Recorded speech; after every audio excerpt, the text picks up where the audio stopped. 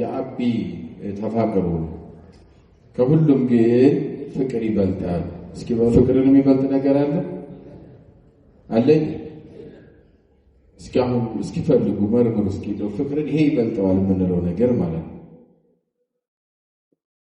ሐዋርያው ብርሃነ ዓለም ቅዱስ ጳውሎስ ነው ቃል የተናገረው በአንደኛ ቆሮንቶስ ምዕራፍ 13 ቁጥር 13 ላይ ተጽፎ የምናገኘው ኃይለ ቃል ነው። በተለያየ መንገድ በዚህ ምድር ላይ ስንኖር በሕይወታችን ሀብት ሊኖረን ይችላል፣ ገንዘብ ሊኖረን ይችላል፣ ዕውቀት ሊኖረን ይችላል። ሁሉም ግን ፍቅር ከሌለ ምንድነው? ከንቱ ነው፣ ትርጉም አልባ ነው ማለት ነው ሕይወት በአጠቃላይ። መቼስ ሐዋርያው የሚቀዳው ከወንጌል ነው። የሐዋርያት መልእክት የሚቀዳው ከወንጌል ነው። ሐዋርያት መልእክተኞች፣ ተላላኪዎች፣ አገልጋዮች፣ እረፍት አልባ ተጓዥ ተንቀሳቃሽ ማለት ነው። ሐዋርያ ማለት የሚንቀሳቀሱት የሚጓዙት ያለ እረፍት የሚያገለግሉት የሚንቀሳቀሱት ለምንድን ነው? ማንን ነው ሲባል እግዚአብሔርን ነው። የተመረጡበት ዓላማ ይሄ ስለሆነ በዓለም ላይ ያውጁት የነበረው የተማሩትን ወንጌል ነው። ክርስቶስ ራሱ ቁጭ ብለው ያስተማራቸው ከዋለበት ውለው ካደረበት አድረው ቁጭ ብለው የተማሩትን ወንጌል ለዓለም እንዲያዳርሱ ተቀብሮ በሰፈር እንዳይቀር ወንጌል ለሁሉም ጨው ነውና ላልጨው ዓለም ለጨለመው የሰው ሕይወት ብርሃን ነውና ሁሉም ብርሃን ማግኘት ስላለበት በዓለም እንዲሰበክ፣ እንዲበራ፣ እንዲቀጣጠል፣ እንዲተረጎም፣ እንዲረቀቅ ሐዋርያት 12 ሰዎችን መጀመሪያ መረጠ። ረዳት 72 ጨመረላቸው። የወንዶች ብቻ ነው ሃይማኖት እንዳይባል 36 ሴቶችን ጨመረና ተባብራችሁ በየድርሻችሁ ተወጡ ብሎ አዘጋጀ። እግዚአብሔር ለወንጌል ሰዎችን አዘጋጀ። አዎ ሴቶችም ወንዶችም በየድርሻቸው በየፊናው አገልግሎት ለሁሉም የተሰጠ ስለሆነ የግድ ሁሉም ሰባኪ ላይሆን ይችላል። የግድ ሁሉም ቀዳሽ ላይሆን ይችላል። የግድ ሁሉም ጸሎት አድራጊ ላይሆን ይችላል። ግን የሚያነጥፍም አለ። ይሄ ሀብት የተሰጠው ጸጋ እግዚአብሔር ነው። ዕጣን ጧፉን ይዞ ወደ ቤተክርስቲያን ጧት ማታ የሚገሰግስ ያለ ይሄ ጸጋ የተሰጠው አለ። በዚያ እግዚአብሔርን ያገለግላል። ቅዳሴ እንዲቀድስ ስብከት እንዲሰብክ የተሰጠው ጸጋ አለ። ምግብ አዘጋጅቶ የሚደክሙትን የሚመግብ ደግሞ ይሄ ጸጋ የተሰጠው አለ። ሁሉም ተያይዞ ግን እኩል ይጸድቃል ማለት ነው። የሚበላለጥ ነገር የለም። የሥራ ድርሻችን አገልግሎታችን የተከፋፈለው እንጂ በእግዚአብሔር መንግሥት ለማንም የተለየ ወንበር የለም። ተቃሉ ጋር ናቸው። ለአንዱ የተነጠፈ ወንበር፣ ለአንዱ ተሽከርካሪ ወንበር፣ ለአንዱ የእንጨት ወንበር፣ ለአንዱ ድንጋይ ላይ ተቀመጥ፣ እንደዚህ አይነት ነገር አይሰራም በእግዚአብሔር መንግሥት ማለት ነው። ይሄ ቁሳቁሱ እዚያው ያለ የሚቀር ነገር ነው። በዚያ ስለሌለ የምንጠራው የምንመካበት ቁሳቁስ ነገር ሁሉ የለም። የበላይና የበታች ደረጃ የምንሰጥበት ቁሳቁስ ዕቃ ሁሉ የለም በዚያ ማለት ነው። ብርሃን ለብሶ ቅዱስ ቅዱስ እያሉ ያለ ረሃብ እግዚአብሔር ማገልገል ብቻ ያለበት ሐሜት የለ፣ ጠብ የለ፣ ክርክር የለ፣ ጭቅጭቅ የለ፣ በዚህ ዓለም ስደት የለ፣ መከራ የለ። እግዚአብሔር ብቻ የምናመሰግንበት የረፍት ዓለም ነው ያለው። የምን ዓለም ነው? አዎ ወደዚህ ዓለም ሁሉም እንዲቀላቀል የአዳም ዘር ሁሉ ወደዚያ መንገድ ለመግባት ምንድነው መንገዱ? የሕይወት መንገድ ወንጌል ነው። ይሄ የሕይወት ወንጌል መንገድ ግራ እንዳያጋባቸው መንገዱን እንዳይስቱ ምዕመናንን በዓለም ላይ ዙረው እንዲያስተምሩ የተመረጡ ሰዎች ናቸው። እነኛ አባቶች ሐዋርያት የምንላቸው፣ ሰባ አርድእት የምንላቸው፣ ከዚያም ቀጥሎ ሐዋርያት አበው፣ ሌላም ደግሞ ሊቃውንት የምንላቸው በዘመን ሂደት ዋጋ እየከፈሉ ወንጌል ሰብከዋል። ግን ሐዋርያው ወንጌልን በሚሰብክበት ጊዜ ሁሉንም ሰበከ፣ ነገራቸውና ስለ ሁሉም ነገር ከሁሉም ግን ፍቅር ይበልጣል አላቸው። ምን ይበልጣል አላቸው? አንዳንዶቹ የመጸወት ሀብት ኑሯቸው ፍቅር የሌላቸው ስላሉ ነው። አንዳንዶቹ ብዙ ሀብት ይሰጣሉ፣ ግን ፍቅር የለም። ጎን ግን በጀርባ የሚያለቅስባቸው ሰው አለ፣ የሚያሳድዱት አለ። ያን እያሳደድክ ገንዘብ ብትሰጥ አትጸድቅም ነው። ፍቅር ይበልጣል ነው ነገሩ። እውነታውን ስንነጋገር ቀጥታ ስንተረጉመው ገና ይመጣል፣ እናመጣዋለን። ከመጀመሪያው ምዕራፍ ጀምሮ ሙሉ ምዕራፉ ስለ ፍቅር ጥቅም በቆየተ ፍቅር ነው የሚባለው። የአንቀጸ ፍቅር ይባላል፣ ወይም ስለ ፍቅር የሚናገር ምዕራፍ ነው። ሙሉ ምዕራፉ ስለ ፍቅር የሚተረጉም ከወንጌል የተወሰደ ነው ብያችኋለሁ። ጌታችን አምላካችን መድኃኒታችን ኢየሱስ ክርስቶስ በማቴዎስ ወንጌል ምዕራፍ 22 ቁጥር 26 ከ40 ድረስ ያለውን ስታነቡ የምታገኙት ስለ ፍቅር ያስተማረው ትምህርት አለ። አንዱ ባለጸጋ ይቀረው የማይባል ሀብታም ነው ሰውየው። ከፈሪሳውያን ወገን የሆነ ነው። ጌታችን ወንጌል በሚያስተምርበት ጊዜ ወደ ጌታችን መጣና ከአንገት በላይ የሆነ ጥያቄ ጠየቀው። እሱ ተመጻዳቂ ነው፣ አዋቂ ነው ባይ ነው። ሕግ አዋቂ ስለሆነ የታምልክ የሚለውን ሰንበትን አክብር የሚለው እናት አባትን አክብር የሚለው አትስረቅ የሚለው አትግደል የሚለውን የሙሴን ኦሪት ሕግ ሸምድዶ ነው የመጣው። ይሄ ሰው አያቸው። እስኪ ልጠይቀው ከዚህ ውጭ ሕግ አለ ይላል አይልም ብሎ ጌታ ሊጠይቀው መጣና ምን አለው? ሕጉን ሁሉን ያውቀዋል ብሎ ተመክቶ ነው በሙያው የመጣው። ሕገ ኦሪትን ጠንቅቆ ስለሚያውቅ ከረበናት መካከል ፈሪሳውያን መካከል አንዱ ስለነበረ እነሱም ደግሞ በኦሪት አይደራደሩም፣ ሕጋቸው ነው። መንፈሳዊም ዓለማዊንም ዓለም የሚመሩት ሁሉንም ዓለም የሚመሩት በኦሪት ሕግ ስለሆነ ኦሪት ግድ ነው። ስለዚህ ያን ስለሚያውቅ እሱ መጣና የሕግ ባለቤቱን ምን ሕግ ባለቤት ብቻ ሕግ የሰሩ ነው ሙሴን የፈጠረው ነው እንጂ ምን የወንጌል ባለቤት ብቻ ወንጌልን የጻፉ እነ ማቴዎስ እነ ማርቆስ እነ ሉቃስ እነ ዮሐንስን ሌሎችንም ሐዋርያት የፈጠረ የሕግም የጸሐፊዎችም ፈጣሪ የሆነውን ሊፈትነው መጣ። ቀረበና ወደሱ ምን አለው? ከሕግጋት ማን ይበልጣል አለው። እስኪ ንገረኝ፣ ማንኛው ሕግ ይበልጣል? ብዙ ሕግጋት አስር ትእዛዛት ኦሪት አሉ። እነኛን ገለጠና ማንኛው ሕግ ይበልጣል? ግን እስኪ ይሄ ሁሉ ይበልጣል። ይሄ ሁሉ ባይኖር ይሄ ብቻውን ወደ ገነት ወደ መንግሥተ ሰማያት ያስገባል የምትለው ሕግ አለ? የለም። ሁሉንም ጠቅሎ በአንድ ሕግ ይገባል መንግሥተ ሰማያት የሚል ነገር የለም በትምህርትና እስኪ ንገረኝ አለ የለም የሚል ማንኛው ሕግ ይበልጣል ብሎ ክርስቶስን ጠየቀው። ያን ጊዜ ጌታችን ምን አለው? ያለ እኔ ሌላ አምላክ አታምልክ የሚለው እሱ ተሸክሞት የመጣውን ሕግ ሊመልስለት አልፈለገም። ሰንበትን አክብር የሚለውን ሕግ ሊመልስለት አልፈለገም። አትግደል፣ አትስረቅ የሚል ሕግ፣ ኢትፍቱ፣ አትዘሙት፣ የባልንጀራህን ንብረት አትመኝ፣ ገንዘብ ሚስቱንም አትመኝ የሚለው ይሄ ሊጠቅስለት አልፈለገም ጌታችን። ከዚህ ውጭ የሆነ ሕግ ጠቀሰለት። ምን የሚል ሕግ መሰላችሁ? አፍቅሮ ለእግዚአብሔር አምላክከ በኩሉ ልብከ ወበኩሉ ሕሊናከ፣ በሐሳብህ በልብህ ሁሉ እግዚአብሔር አምላክን ውደደው፣ ይሄ ይበልጣል ከሕጉ ሁሉ አለ። ማንን ውደድ? እስኪ በሉ በፍጹም ልብህ በሉ፣ በፍጹም ሐሳብህ እግዚአብሔር አምላክህ ምን በለው ውደደው አለው። የሚበልጥ ሕግ ነው አይጠየቀው። የሚበልጥ ሕግ ነው የጠየቀው። አምላክህ እግዚአብሔርን በፍጹም ልብህ መንፈስህ ነፍስህም ሳትጠራጠር በፍጹም ልብህ እግዚአብሔርን ውደደው። የሚበልጥ ሕግ ከፈለግ ከዚህ የሚበልጥ ሕግ የለም አለ። 10 ትእዛዛትን ብዘረዝራቸው በዚህ አይበልጡም። ምን አይሉ 6 ቃላት ወንጌል አለ። ሕገ ወንጌል 10 ትእዛዛት ኦሪት ሕግ አለ። 16ቱም ተጨፍልቀው ከዚህ አይበልጡ ነው ባጭሩ።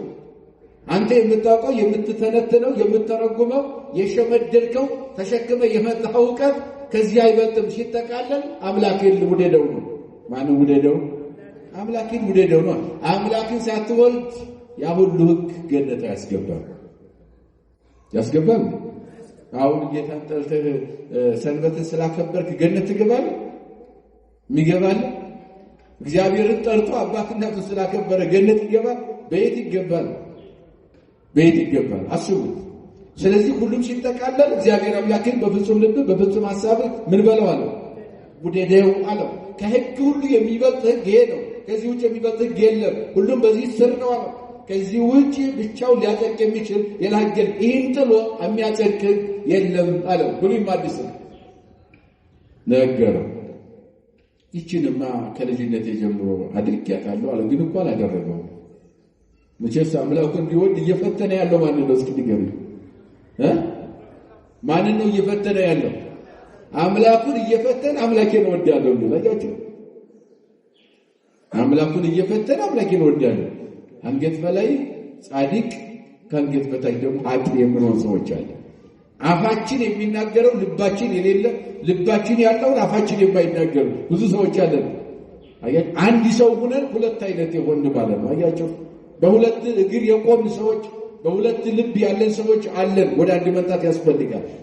ልብ ያሰበውን እውነታ አፍ ሊዋሻ አይገባውም። አያችሁ፣ ሊዋሻ አይገባውም። ያ ሰው በልቡ እግዚአብሔር ሊፈትን ነው የመጣው፣ በአፉ ግን ወደዋል እግዚአብሔር እያለ ለዚያው ከፈጣሪው ፊት ቆሞ ይፈትን ነበረ። ይሄ ቃል የሚገኘው በኦሪት ዘዳግም ምዕራፍ 10 ላይ ተጽፎ የሚገኘው ቃል ነው። እግዚአብሔር አምላክህን በፍጹም ልብህ፣ በፍጹም ሐሳብህ፣ በፍጹም ነፍስህ ምን በለው ውደደው የሚለው ኦሪት ዘዳግም ምዕራፍ 10 ላይ የምታገኙት ነው እንጂ 10 ትእዛዛተ ኦሪት ላይ ዘጸአት ላይ አታገኙት። እሱም ያውቀውን ሕግ ተወና ማያውቀውን ሕግ ነገረው ማለት ነው። ለፈተና ስለመጣ አቅሙን ይወቅ ነው። ግን ምንገድ ከኔ በላይ አዋቂ ብሎ ነው የመጣው። አይ አባዱ እንደሆነ ነገረው። በቃ ችግር የለውም አንተ በውስጥ ተሸክመ የመጣው ሐሳብ አለ። ከሙሴ ጀምሮ ሲወርድ ሲዋረድ ተሸክመው የመጣው ሞያ አለ። ልክን አውቄሃለሁ። አንተ ባታውቀኝም ምን ያውቅሃለሁ? እንኳን አሁን ወደ እኔ ስትመጣ ለፈተና ሳትፈጠር ያውቅሃለሁ። የፈጠርኩ እኔ ነኝ በእናትህ ማይፀን። አባትህ ዘር ከእናትህ ደም ከፍዬ ሰው አድርጌ በማይፀን ያስቀመጥኩ 9 ወር ጠብቄ ወደዚህ ምድር ያመጣው ከዚህ ያደረስኩ አምላክ ነኝ። ማንነትህን ጠንቅቄ ስለማውቀው አንተ ባይኖሮት የተሸከምከውን ሕግ አልመልስም፣ የተሻለ ሕግ እሰጥሃለሁ አለና ዘዳግም 10 ላይ ሄዶ በፍጹም ልብ በፍጹም ሐሳብ በፍጹም መንፈስህ ማንን ውደድ ያለው? እግዚአብሔርን ውደደው የሚበልጥ ሕግ ከፈለግ አለ። ይችንማ ከልጅነት ጀምሮ ፈጽሜያታለሁ። እስኪ ሌላ ካለ ጨምረኛል። ሌላ ልጨምር አለው። አዎ ጨምረኝ ሌላ ምን አለው? ቀጠለና እዚያው ላይ ያለ ማቴዎስ የጠቀስኩላችሁ 22ን አንብቡት ምዕራፉን። አፍቅር ቢጸከ ከመ ነፍስከ፣ ጓደኛህን እንደ ራስህ አድርገህ ምን በል ውደደው አለው። ሁለተኛ ጨምረኝ በኋላ ሌላ ሕግ ፍቅረ እግዚአብሔር ነው ያኛው፣ ይሄኛው ፍቅረ ቢጽ ይባላል። ያኛው እግዚአብሔርን መውደድ ነው፣ ይሄኛው ጓደኛን መውደድ ሰውን መውደድ ይባላል። ሁለቱ ሕግጋት አበይት ሕግጋት የሚባሉ ከሕግ በላይ የሆኑ ሕግጋት የሚባሉ እነኚህ ናቸው። ጓደኛህን እንደ ነፍስህ እንደ ራስህ አድርገህ ውደደው። ለራስህ እንደምታስብ ለሱ አስብ። ለአንተ ለራስህ እንደምትጨነቅ ለሱም ተጨነቅለት። ለአንተ የሚያስፈልግህን ነገር ሁሉ እንደምትመኝ ለሱም ተመኝለት። አንተ ያገኘውን ሁሉ እሱ እንዲያገኝ አድርግ። ጓደኛህን እንደ ራስህ አድርገህ ውደድ አለ። ሁለተኛው ሕግ ነው። ይችንም ከልጅነቴ ጀምሮ ፈጽሜያታለሁ አለ። ፈጽሜያታለሁ ባይፈጽመውም ተናገረ። ጌታችን ምን አለው? እስመ በእላ ክሌቲ ትእዛዛት ተሰቅሎ ኦሪት ወነቢያት። እንግዲህ አሁን እነኚህን ከፈጸምክ ፍጹም ነህ። በቃ በእነኚህ በሁለቱ ትእዛዛት ኦሪትም ነቢያትም ብሉይ የለ አዲስ የለ ተከናውኖ አለቀ። በቃ የጽድቅ ሥራ ነው። ግን ከሁለቱም የለህም። ከቃሉ ጋር ናችሁ። ከሁለቱ የለህም እንጂ እንኳን ሁለቱን አንዱን ብትይዘው ትጸድቅ ነበረ፣ ጸድቀህ ነበረ። ግን ከሁሉም የለህበትም እንጂ እነኚህን ከፈጸምክ ሁሉም ሕግ በዚህ ተጠናቋል። አዲስ ሕግ አያስፈልግም። የጽድቅ የመጨረሻው ይሄ ነው አለው ሕጉ። ፍቅረ ቢጽና ፍቅረ እግዚአብሔር፣ እግዚአብሔርን መውደድ፣ ጓደኛን መውደድ፣ ይሄ ሕግጋት ሁሉ በዚህ ስር ናቸው። ከዚህ ውጭ የሆነ ሕግ የለም። 10 ትእዛዛተ ኦሪትን ስንጠቀልላቸው ፍቅረ ቢጽና ፍቅረ እግዚአብሔር በሁለት ይከፈላሉ ማለት ነው። ዘጸአት 20 ላይ ያሉት ያለ እኔ ሌላ አምላክ አታምልክ ብሎ 10 ትእዛዛት አሉ አይደል? ለሙሴ የተሰጠው በጽላት ላይ የተጻፈ ዓለም እንዲመራባቸው እንዲተዳደርባቸው ለመጀመሪያ ጊዜ 40 መዓልት 40 ሌሊት ሙሴ ጾሞ በደብረ ኮሬብ ተራራ በሲና ምድረ በዳ የተሰጠው ለሰው ልጅ ሰጡ ጸጋዎች ይባላሉ። እነኚህ 10 የሕይወት መንገዶች ናቸው። እነኚህ በሙሴ አማካኝነት ተሰጥተዋል። ነገር ግን እነኚህ በፍቅረ ቢጽና በፍቅረ እግዚአብሔር ይጠቃለላሉ። ከዚህ ውጭ ሊሆኑ አይችሉም። ለምሳሌ እግዚአብሔርን የሚወድ ሰው ጣዖት አያመልክም አይደል? እየሰማችሁ ነው። ስንተረጉመው ያለ እኔ የመጀመሪያው ሕግ ያለ እኔ ሌላ አምላክ ምን አትበል ነው። በሰማይም በምድርም አይኑርህ ነው አምላክ። እኔ ብቻ ነኝ አምላክ፣ የሰማይ የምድር ፈጣሪ። በሰማይ የሰማይ ስፋት ግዘፈ ምድር የምድርን ግዝፈት ሁሉን የፈጠርኩ የሚታየውን የማይታየውን ፈጥሬ ተቆጣጥሬ የገዛው የምኖር ከኔ ውጭ ዓለም የሌለ በዓለም ውጭ በዓለም ውስጥም ያለው እኔ ብቻ ነኝ። ሌላ አምላክ በእኔ ላይ አታምልክ፣ ደባል አምላክ አይኑርህ ብሎ የመጀመሪያው ይሄ ርዕሰ ሕግ የሚባለው የነኝህ ሁሉ የበላይ የሆነው ያለ እኔ ሌላ አምላክ አታምልክ ነው። ስለዚህ እግዚአብሔርን በልቡ የሚወድ ሰው ካለ ጣዖት አያመልክም፣ እግዚአብሔርን ስለሚወድ ማለት ነው። በፍቅረ እግዚአብሔር ስር ይካተታል። አያችሁ፣ ሰንበትን አክብር ብሎታል፣ ቀድሰው ብሎታል። እግዚአብሔር አዟል። ይህን እግዚአብሔርን የሚወድ ሰው ሰንበትን አይሽርም ማለት ነው። ስለዚህ በፍቅረ እግዚአብሔር የተካተተ ነው። እናትና አባትን ምን ብሎታል? ውደድ ብሎታል። ይህም ትእዛዝ ነው። እግዚአብሔር የሚወድ ሰው እናት አባቱን አይጠላም ማለት ነው። እኔን ወድሃለሁ ብትለኝ አብሮ ያለው ወንድም ሳትወድ እንዴት ይሆናል? ይላል እግዚአብሔር። አብሮ ያለው ወንድም ሳትወድ እኔን ወድሃለሁ ለምን ትዋሻለህ? በዓይንህ የምታየውን ሳትወደው እኔንም አታየኝ እንዴት? ወንድምን መውደድ እግዚአብሔርን መውደድ እንደሆነ ሁለቱ ሕግጋት እንደማይለያዩ ሆነ። ከዚያ ቀጥሎ ያለው አትግደል፣ አታመንዝር፣ አትስረቅ ነው የሚለው። ማንን ነው የምንሰርቀው? ወንድማችንን ነው። የማንን ንብረት? ወንድሙን ንብረት ነው ሰው የሚሰርቀው። ጓደኛህን ወንድምህን ውደድ ካለ የምንወደው ከሆነ የሱን ገንዘብ አንሰርቅ። ስለማንወደው ነው የምንሰርቀው። ስለማንወደው ነው የምንገለው። አትግደል የሚለው በፍቅረ ቢጽ ይካተታል። አትስረቅ የሚለው በፍቅረ ቢጽ ይካተታል። አትመኝ የሚለው በፍቅረ ቢጽ ይካተታል። 10ቱ ትእዛዛት ኦሪት ወይም 6ቱ ቃላተ ወንጌል 16ቱ የመጽሐፍ ቅዱስ የጽድቅ ሕግጋት በምን ይጠቃለላሉ? በሁለት ሕግ። ምን በሚል? አምላክን ውደድና ጓደኛን ውደድ በሚል ማለት ነው። ይሄ በማቴዎስ ወንጌል ምዕራፍ 22 ላይ የተጻፈው ይሄንን ሕግ መነሻ አድርጎ ሐዋርያው ብርሃነ ዓለም ቅዱስ ጳውሎስ ለቆሮንቶስ ምዕመናን ሊሰብከው ግድ ያለ ምንጭ ወንጌል ነው ያልኳቸው። ለዚህ ነው የጳውሎስ መልእክት፣ የጴጥሮስ መልእክት፣ የያዕቆብ መልእክት፣ የዮሐንስ መልእክት ብንለው፣ የይሁዳ መልእክት ብንለው ሁሉም መልእክታት ሲጠቃለሉ ምንጫቸው ወንጌል ነው። መልእክት ማለት በአንድ ሀገር ሆኖ መምሩ ለሌላ ሀገር ጽፎ የሚልከው የተላከ ቃል እግዚአብሔር ማለት ነው። ሌላ ነገር የለውም። ተጽፎ የተላከ በአካል ተገኝተው ማስተማር ባልቻሉበት ጊዜ በአካል እዚህ ያለውን ሲያስተምሩ ሌላ ያለው ምዕመን ተስፋ ቆርጦ እንዳይበተን በመምህር ጥረት ተጽፎ የተላከ ቃል እግዚአብሔር ማለት ነው መልእክት ማለት። ስለዚህ ደግሞ ሲላክ በዘፈቀደ አይላክም። የሐዋርያት መልእክት ምክንያተ ጽሕፍ የሚባላል። በዚህ በአዲስ ኪዳን ትርጓሜ ትምህርታችን ምክንያተ ጽሕፍ እያንዳንዱ መልእክት ቆሮንቶስ በሉት፣ ሮሜ በሉት፣ ኤፌሶን በሉት፣ ገላትያ በሉት ሁሉም መልእክት አስጣነ መጀመሪያ ላይ መቅድሙ ላይ ምን ይላል? በዚህ ሀገር ለሚኖሩ ምዕመናን የተላከ ይልና የተላከበትን ምክንያት ነው የሚያስቀምጠው። አጥንተው ነው የሚጽፉት። በዘፈቀደ የተጻፈ መልእክት የለም። የሐዋርያ መልእክት የለም። እዚህ ሀገር ምን አለባቸው? ምንድነው ችግራቸው? በእምነታቸው የሚፈትናቸው ነገር ምንድነው? በጠራ ሁኔታ ካጠኑ በኋላ ያንን ነገር ስር ነቀል የሆነ ለውጥ የሚያመጣና ነቅሎ የሚጥላ ችግር የሚያስወግድ ጽሑፍ ይጽፋሉ። የማያዳግም የማንን ቃል? የእግዚአብሔርን ቃል ይጽፋሉ። መልእክት ማለት እንደዚህ የተጻፈ ለችግር መፍትሄ ምዕመናን ከገጠማቸው ችግር ነፃ የወጡበት ነው። የሐዋርያት የአባቶቻችን ትምህርት ጽሑፍ ሲጻፍ እንደዚህ ያለ። ዛሬ እኛ በተለያየ መንገድ ይጽፋል። አንዳንዱ ገንዘብ ለማግኘት፣ አንዳንዱ ዝና ለማግኘት፣ እንደዚህ ዝም ብሎ በዘፈቀደ አንድ ቦታ ተቀምጦ የማያውቀውን አገር ጭምር የሚጽፈው እንደዚያ ነው። አሁን የኛ ጽሑፍ በዘፈቀደ ዝም ብሎ መጽሐፍ ስላለብን ብቻ እንጽፋለን። ራእዩ ምንድነው? ግቡ ምንድነው? ተልእኮ ምንድነው? ምዕመናንን ከምን ችግር ታደገ ብለን እንኳን አንገመግመው።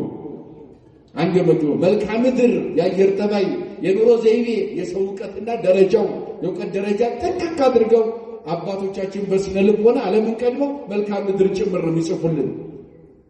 በተለይ ምዕመናን ችግራቸው ይወገድ ዘንድ ይጽፋሉ። ታለዚህ ቆሮንቶስ ላይ ምን ችግር አለ ሲባል የፍቅር ችግር ነበረ። ይተረማመሱ ነበረ። አንደኛ ቆሮንቶስ ምዕራፍ 1 ስታነቡ አንደኛ የጥበብ ፍልስፍና ግሪኮች ስለሆኑ በጣም ይንጣቸው ነበር። ፍልስፍናውና ጥበቡ ስጋዊ ጥበቡ በጣም አስቸግሯቸው ፈትኗቸው ነበር እምነታቸው። ሁለተኛ ደግሞ መለያየት ነበር በመካከላቸው። የሚለያዩት የአጵሎስ የኬፋ የጴጥሮስ ማለት ነው። ኬፋ ማለት የጳውሎስ የሚሉ አሉ። ራሱ መልእክት የላከው ጳውሎስን እሱን የሚከተል ሕዝብ ነበረ። ኬፋ ጴጥሮስን የሚከተል ሕዝብ ነበረ። አጵሎስን የሚከተል ነበረ። እንዲሁ ደግሞ ዝም ብሎ ግራ የተጋባ ሕዝብ ነበረ። የቆሮንቶስ ምድር ውስጥ ማለት ነው። ከጥበብና ከፍልስፍናው ፈተና ውጪ መለያየቱ በውስጣቸው ችግር ነበረ። ዛሬ ዝም ብሎ አንዱ አገልጋይ ተከትሎ እንደሚኳትለው ሕዝብ ማለት ነው። ሰው ተከታይ ነው። ዝም ሰው አምላኪ ስለ ከሌ ሞታለሁ ነው። ስለ ሃይማኖት አይደለም። ስለ ከሌ ተከታይ ዝም ብሎ ግርግር በቃ ጫጫታ። ሃይማኖት የገሌ ሳይሆን የሚነገረው የእግዚአብሔር ቃል ነው ብሎ መቀበል ነው ጽድቁ ያ ነው እንጂ እንትና ስለሰበከው እንትና ስላልሰበከው አይደለም። እንደዚህ አያጸድቅም። አንዱ የመከፋፈል አንዱ የፍቅር ጠንቅ ምንድነው ከተባለ ሰው አምላኪነት ነው። እንደው ዘያመልክ በፍጡር ርጉሞቱ ኤርምያስ ምን አለ? ፍጡር የሚያመልክ የተረገመ ነው ይላል። ከቃሉ ጋር ናቸው። እግዚአብሔር ከዚህ ይሰውረ። ይሄ ፍጡር ከመከተል ዝም ብሎ ምን ሰባኪ ሆነ ዘማሪ ሆነ ቄስ ሆነ ጳጳስ ሆነ እሱ ምን ትከተለዋለህ? ቃሉን ስማ። የእግዚአብሔር ቃል የምትፈወሰው በቃሉ ነው። መንግስተ ሰማያት የሚያስገባው ቃሉን መከተል መተግበር እንጂ ሰው በመከተል በመኳተል ጽድቅ የለም፣ አያጸድቅም። ሰውን ውደደው ምን በለው? ሰውን ምን በለው? እስከ ጥጉ ውደደው። አዎ ከፈለክም ሙትለት ጽድቁ ያ ነው። ምክንያቱም ፍቅረ ቢጽና ፍቅረ እግዚአብሔር የሚያጸድቀው እንጂ ገሌ ብቻ የኔ ነው ሰውን ብቻውን ይዞ መንገላታታት አያስፈልግም ስለማያጸድቅ ማለት ነው። የሚነገረው እግዚአብሔር ቃል ነው። በማንም ይናገር አፈ ኮልታፋው የሚናገረው አንደበተ ርቱዕ የሚናገረው ጥሩ አማርኛ የሚናገረው የተወላገደ የሚናገረው የእግዚአብሔር ቃል የሕይወት ፈውስ ነው። የሕይወት መንገድ ነው እግዚአብሔር ቃል። አያችሁ ያልተረዳነው ብዙ ነገር አለ። በጣም ብዙ ክፍተት አለብን እና እንደዚህ አይነት ሰዎች ነበሩና የኬፋ የአጵሎስ የጳውሎስ እያሉ ያገኛቸው እዚያ ምን አለ የኬፋ የአጵሎስ ሳትበሉ ኬፋ ስለናንተ ተሰቅሏል አላቸው። ጴጥሮስ ማለት ኬፋ ስለናንተ ተሰቅሎልሃል? አልተሰቀለም። ማን የተሰቀለው? እሺ የጳውሎስ እያላችሁ እኔን ስም ለምን ትጠራላችሁ? እኔ ምንድን ነኝ እዚህ ውስጥ? በእኔ ስም የተጠመቀ አለ ከእናንተ መካከል? የለም አለ። በእኔ ስም የተጠመቀ አይደለም አለ። በማን ስም የተጠመቃችሁት? በክርስቶስ ስም። የተሰቀለላችሁ ማን ነው? በጳውሎስ በእኔ ስም የተጠመቀ የለም። ምን ባይነህ እኔን ተከታይ የሆንከው ነው እያለ ያለ አያችሁ። አትከተሉኝ፣ እኔ ወንጌል ሰባኪ ተራ ባሪያው ነኝ ነው የሚለው። ባሪያው ነኝ ነው የሚለው። አያችሁ የማይገባኝ ሐዋርያው ተብዬ ልጠራ በዚህ ስም እንኳን ልጠራ የማይገባኝ ይላል ሐዋርያው። አያችሁ በዚህ ስም ሐዋርያ የሚለው ስም እንኳን ልጠራበት የማይገባኝ አሳዳጅ የነበርኩኝ፣ አያችሁ ተንኮለኛ ክፉ የነበርኩኝ ነኝ አለ። በእኔ ስም ስላልተጠመቃችሁ ጳውሎስ የሚለውን አቆማችሁ፣ ክርስቶስን አምልኩ፣ ተከተሉ። ጴጥሮስ ወንድሜ ኬፋ ስለእናንተ አልተሰቀለም፣ የተሰቀለው ክርስቶስ ነው እንጂ ኬፋ የሚያስተምራችሁን ትምህርት ስሙት እንጂ ኬፋ እንድትከተሉ ግን አልፈቅድላችሁም። ጴጥሮስ አጵሎስ ትላላችሁ። በአጵሎስስ የተጠመቀ ወይስ አጵሎስ ተሰቅሎ ያዳነው ሰው አለ? የለም። ወይስ ክርስቶስ ተከፍሏልን ይላል? አልተከፈለም ማለት። ስለዚህ ሁሉም ማንን ይከተላል? አረ ንገሪ። እንደዚህ አይነት መከፋፈል ያለባቸው የቆሮንቶስ ምዕመናንን ወደ አንድ ለማምጣት ከሁሉም ግን ፍቅር ይበልጣል አለና ስለ ፍቅር ተረተነ። ጌታ ያስተማረው ያንን ነው አለ። ጌታ ያስተማረው ያንን ነው ሲናገር መኒ አይመርኩ ነገረ ሁሉ ሰብ ይላል ከቁጥር 1 ጀምሮ አንደኛ ቆሮንቶስ ምዕራፍ 13 ነገረ መኒ አይመርኩ ነገረ ሁሉ ሰብ ነገረ መላእክት የሰውን ቋንቋ ሁሉ በምድር ላይ ሰዎች በሙሉ የሚናገሩትን ቋንቋ ጠንቅቄ ባውቀዋለሁ ብናገር ይሄ ሁሉ ጸጋ ቢሰጠኝ ቢትረፈረፍልኝ ከዚያም አልፎ ፊልሙኒጢን ወይም ፊልሙጢ የሚባል የመላእክት ቋንቋ አለ። ቅዱስ ቅዱስ እያሉ የሚያመሰግኑበት በመላእክት ቋንቋ እንኳን ብናገር የተሰወረ ጥበብና የረቀቀው ጥበብ ሁሉ ጠንቅቄ ባውቀው የተደበቀን አውጥቶ የማወቅና የመረዳት ብቻ የመናገር ማቀም ቢኖረኝ አለ ፍቅር ከሌለኝ ከንቱ ነኝ ይላል። ምን ከሌለኝ? አዎ አንዳንዱ ብዙ ቋንቋ ስላወቀ የሚመካ ሰው እንዳይኖር ነው። ቋንቋ ብዛት መንግስተ ሰማያት አያስገባም ነው ያለ። ምን ያስፈልጋል? ምን ያስፈልጋል? በቋንቋ ብዛት የሚገባ ሰው የሚገባው በፍቅር። ቋንቋ ቻልም አትቻልም በቻልከው መኖር ትችላለህ። የሚያጸድቀው ግን ቋንቋውን ስላልቻልክ ወንድምህን አትጥላው ነው። አያችሁ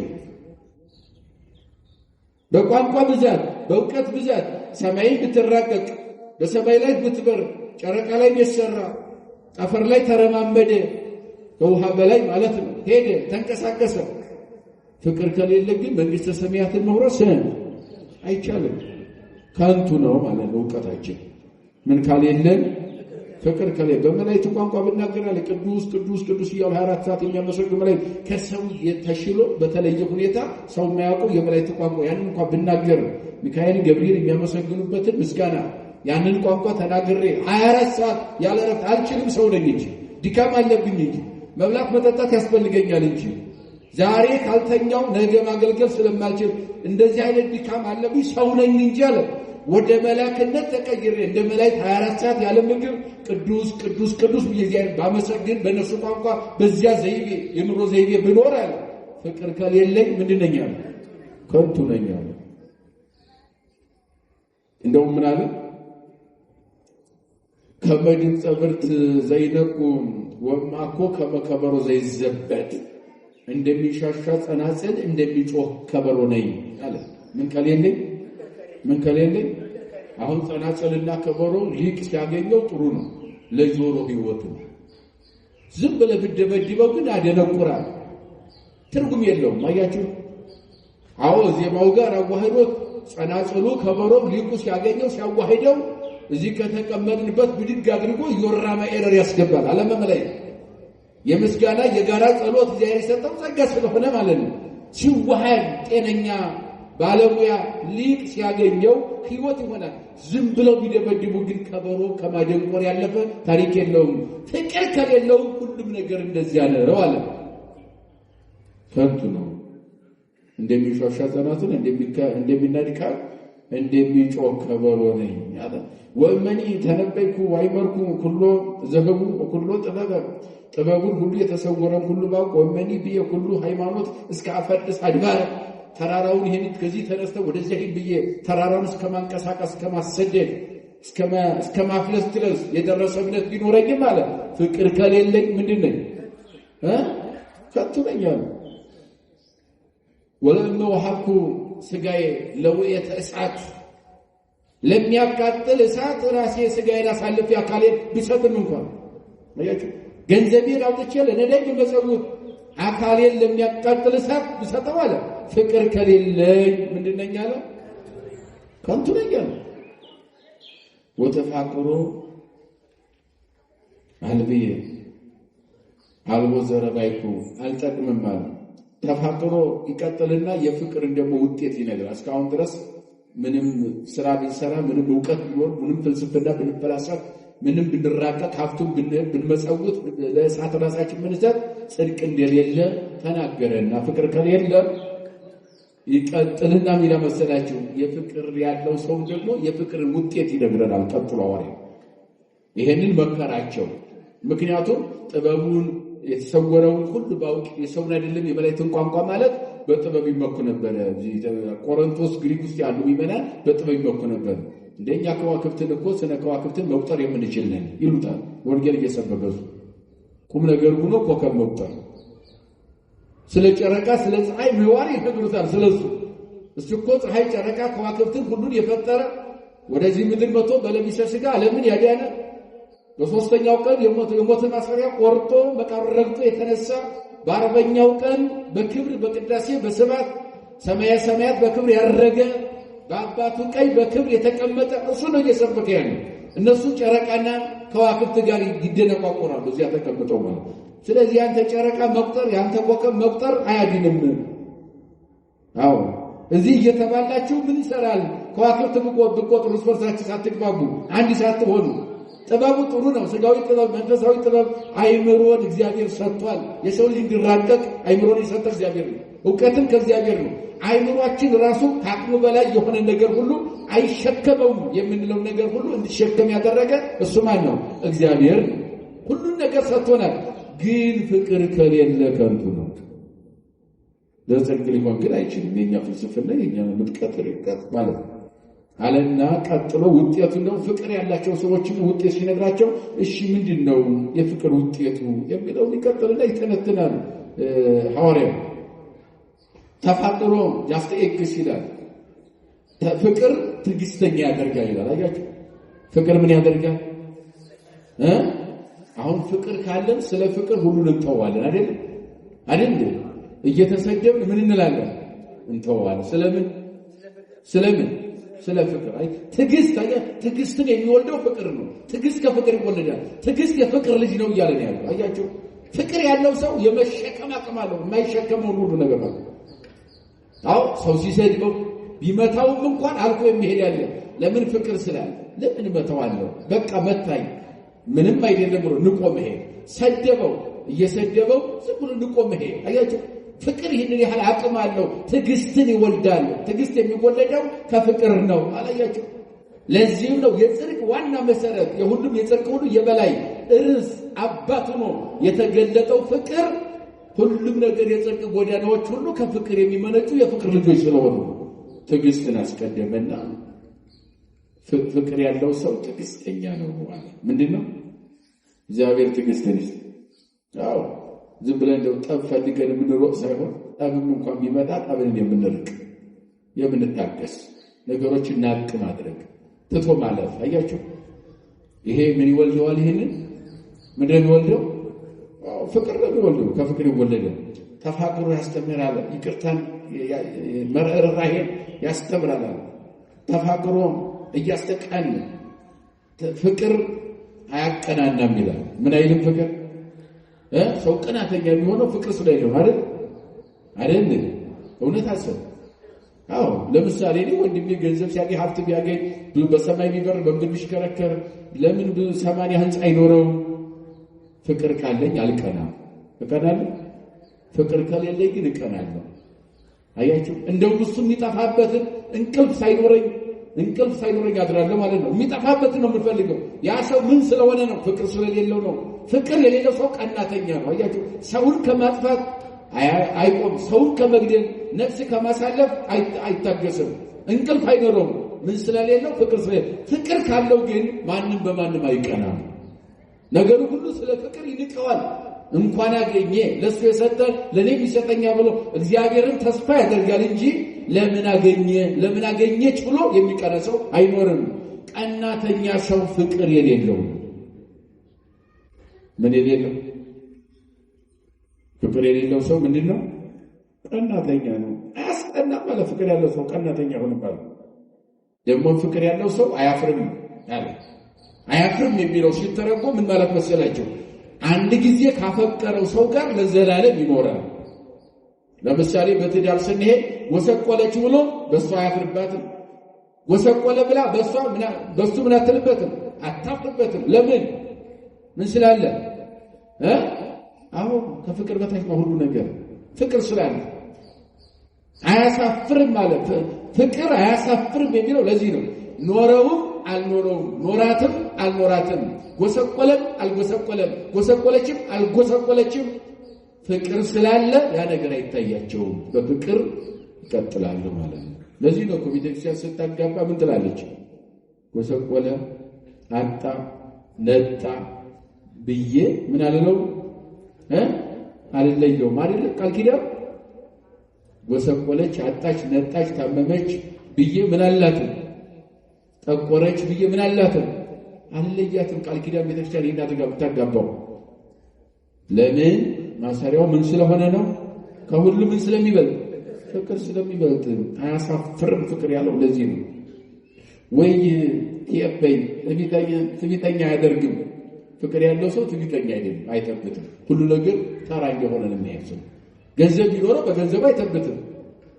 ሀብት ስላለው ገንዘብ ስላለው ስልጣን ስላገኘ ተሽከርካሪ ወንበር ላይ ስለተቀመጠ ጥሩ ገንዘብ ስለተከፈለው ወንድሙ ላይ አይተብትም። ምን ስላለው? ምክንያቱም ከገንዘቡ ከወንበሩ ምን ስለሚበልጥ ነው? ፍቅር ስለሚበልጥ ሁሉን ነገር ይንቃል። ፍቅር ያለው ሰው ይንቀዋል። ስልጣን ቢኖረው ስልጣን እንደሚያልፍ፣ ፍቅር ግን እንደማያልፍ እንደማይለጽፍ በደንብ ይረዳል ማለት ነው። አያችሁ፣ ለዚህ ነው ፍቅር ከሁሉ ይበልጣል። ከገንዘቡም ከስልጣኑም ከሁሉም ነገር ከእውቀቱም ከጥበቡም ከፍልስፍናውም ፍቅር ይበልጣል የተባለው ከፍቅር የሚበልጥ ምንም ነገር ስላልተገኘ ነው። ወይ የሐሰት ተርላ ለማየት ይጡ ሰው ፍቅር ያለው ሰው ብቻውን ደስታ አይፈልግም። ከቃሉ ጋር ናቸው። ፍቅር ያለው ሰው ብቻውን ምን አይፈልግም? ደስታን አይፈልግም። አይ ብቻዬን ልደሰት ምን አገባኝ፣ ገንዘብ ስላገኘ ብቻዬን ልዝናና፣ ብቻዬን ልብላ፣ ብቻዬን ልጠጣ፣ ብቻዬን በዓሉን ላድርግ፣ በዓሉን ብቻዬን ልደሰት አይልም። ያለው ሰው ሌላውን ሰብስቦ ከሱ ይልቅ የሌላው ደስታ ያስደስተዋል። ፍቅር ስለሆነ ፍቅር ያለው ሰው ብቻውን መደሰት አይፈልግም። ሌላው እየከፋው እሱ ደስ አይለው። ሌላው ሲያጣ ሲነጣ ሲከፋው እሱ ደስ አይለው። አብረን ያለንን እንብላ፣ አብረን እንሙት ይላል። አያችሁ፣ በዚህ በብሉይ ኪዳን ላይ እዚህ ላይ መነግራችሁ ነገር ሁለት ታሪክ በጣም ይደንቀኛል። እንደው ፍቅረ ቢጽ የሚባለው ጓደኛ እንደራሱ ወደ የሚለው በተለይ በብሉይ ኪዳን ነው ብላችሁ አዲስ ኪዳን አይደለም። አሁን የፍቅር ሕግ አዲስ ኪዳን ነው ምንም። ግን እስኪ ወደ ብሉይ ኪዳን ወጣ ብለን ስናየው አንደኛ በዚህ በመጽሐፈ ሳሙኤል ቀዳማዊ ምዕራፍ 19 ጀምሮ እስከ 25 ያለውን ታሪክ ስታነቡ ዮናታን የሚባለው የሳኦል ልጅ ዳዊትን እንዴት እንደወደደው በጣም ይገርማል። ወደዚያ ለይድም ሰፊ ስለሆነ ታሪክ ዳዊት በቤተልሔም ተወልዶ ያደገ አባቱ ሴይ እናቱ ሁልቢ የሚባሉ ከዚያ በቤተልሔም የተወለደ ነው። መካከለኛ ኑሮ ያላቸው ናቸው። ብዙ ሀብታም አይደሉም ቤተሰቦቹ።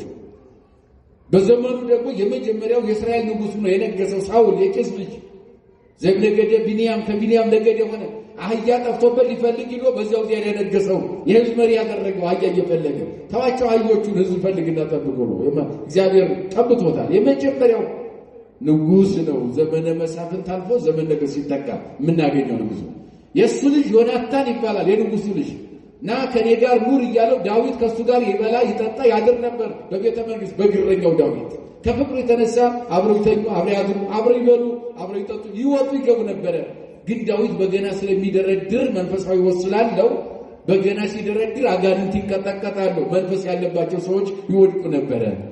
ለካ ንጉሱ ላይ መንፈስ አድሮበታል። ንጉስ መንፈስ ቤተ መንግስት ሆኖ ዳዊት በገና ሲደረድር ከዮናታን ከሳኦል ልጅ ጋር ጓደኛው ጋር ከሚወደው እጅግ እንደነፍሱ የሚወደው ጋር ሲደረድር መንፈሱ የሳኦል ላይ ተነሳበትና ዳዊትን ሊያስገድለው መንፈሱ ጦር አስወረወረው። ንጉሱን ወደ ዳዊት የተወረወረውን ጦር እግዚአብሔር ግድግዳ ላይ ሰካና ዳዊትን አዳነው። ከዚያ ጊዜ ጀምሮ ከቤተ መንግስቴ ይውጣ አንተም ጋር ሲገናኝ እንዳላይ ብሎ ልጁንም ዮናታንን ከለከለው። ዳዊት ተባረረ። ኖብ በሚባል ምድረ በዳ ብዙ ሰራዊት ጦር እየፈለገው ለመግደል ሳኦል አሰማርቶበት እዚያ እየጠበቀው በኖብ ምድረ በዳ አዶላም በሚባል ዋሻ እያደረ ዳዊት በዚያው ኖረ። ባጭሩ በምድረ በዳ እየተቅበዘበዘ ምግብ አቀባይ በሌለው ሰዓት እንዳይርበው እንዳይጠማው ልብስ እንዳያጣ ልጁ ዮናታን የንጉሱ ልጅ እየተሰወረ ለዳዊት ልብስ ይወስድለታል፣ ምግብ ይሰጠዋል። እናቱ የሰጠችውን ምግብ ምሳ ራት እየወሰደ ጫካ ውስጥ ለዳዊት ይሰጠዋል።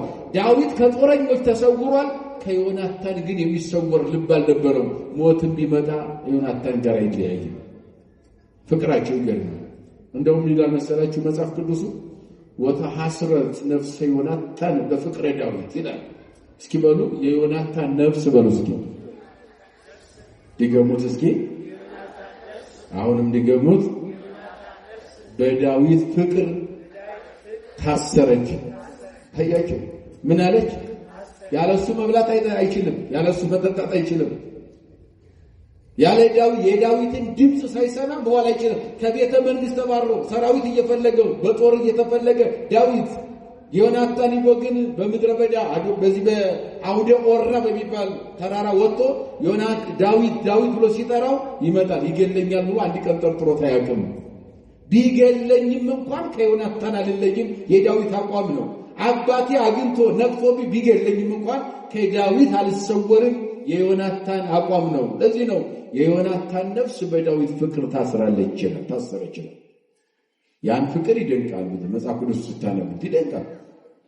ሄድና ግደልልኝ ብሎ ዘውድ ደፍቶለት የወርቅ ዘውድ የወርቅ መታጠቂያ አስታጥቆ የወርቅ ወይም ዘንግ አስይዞ አነግሥሃለሁ ብሎ ዳዊትን ግደል ካንተ አይሰወርም ከሰራዊቴ እንጂ ካንተ አይሰወርም ብሎ ሲልከው የወርቅ ዘውዱንም ዝናሩንም ለዳዊት ሰጥቶ ጥሎ መጣ ነው የሚለው። አያችሁ ግደል ተብሎ ሄዶ ወርቅ ሰጥቶም ይመጣል።